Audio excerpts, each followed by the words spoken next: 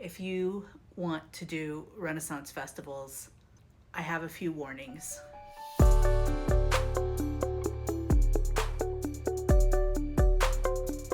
Hello, my darlings. If you want to do Renaissance festivals, I have a few warnings. One is if you don't like driving, it might be difficult. There's a lot of driving involved in having an entire work season of Renaissance fairs. You can just do your local show or shows if you have multiples available, and that won't be an issue. But if you're going to build a whole year's season, build an entire season of doing Renaissance fairs, you're going to do some driving. So, there. Also, if you don't like dust, you should not open shows for people. There's a lot of dust involved in getting a show opened, as are spiders. There's spiders. So if you don't like spiders, you should not set yourself up to be a person that's opening up shows for people. You could come in later after all that work is done and you could work the weekends, but the world is dusty. Like, Renaissance festivals eat printers because they're not designed for dusty environments. And depending on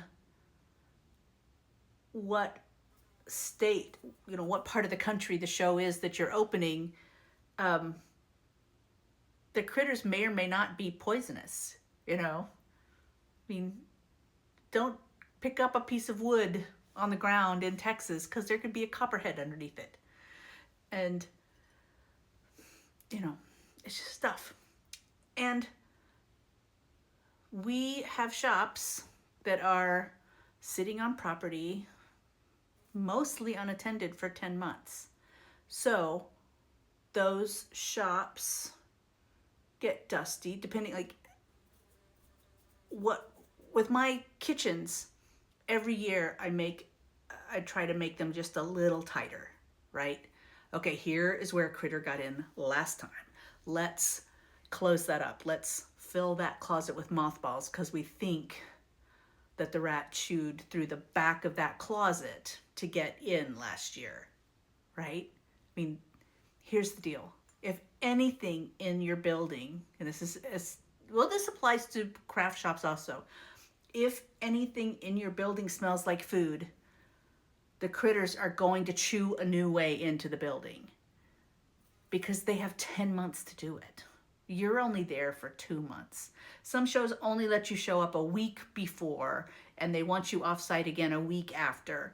And while that's not really true for food people, because food people have health inspectors and such that they have to deal with, you're there like 2.5 months tops. So we have what we sometimes call an unintentional timeshare with rodents.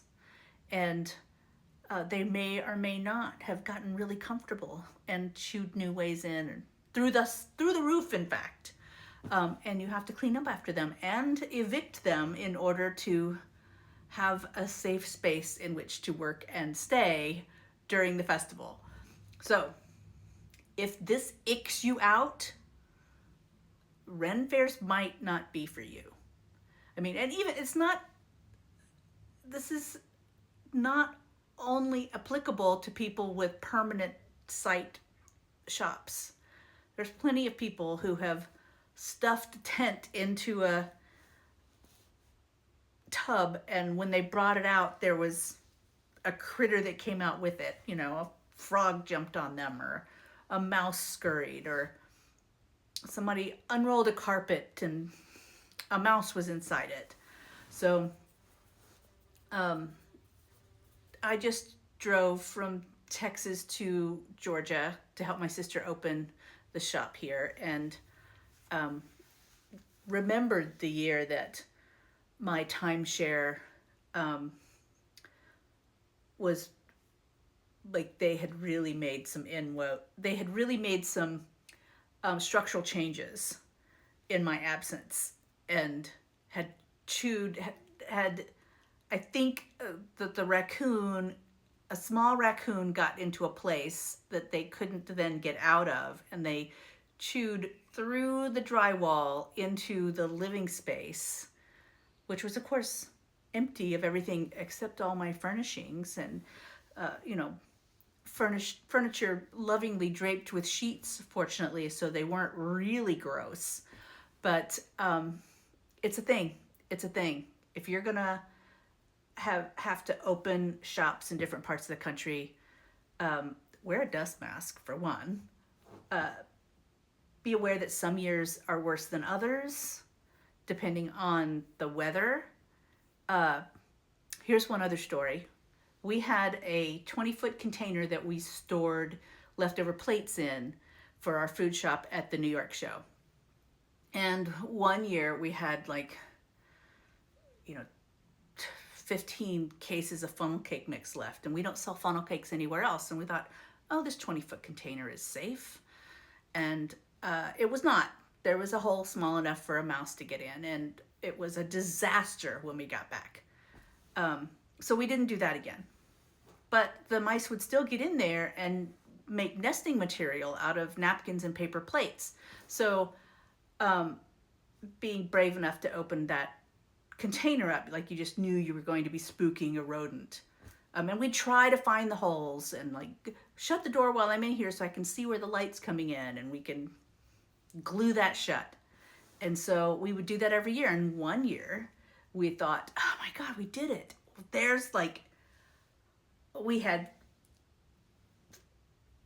I don't think we had any foodstuffs in there, but there was no sign of mice. Not a torn napkin, nothing. And so now we're feeling confident, and two of the gals are in there sweeping and cleaning up, and they come barreling out of the 20-foot container because the reason there were no mice was because there was a rat snake in there. And the rat snake was too big to get back out. He just kind of sat there by the door and ate every mouse that came in. So he was a pretty good sized snake. All of this is part of opening Renfaires. The magic behind the magic.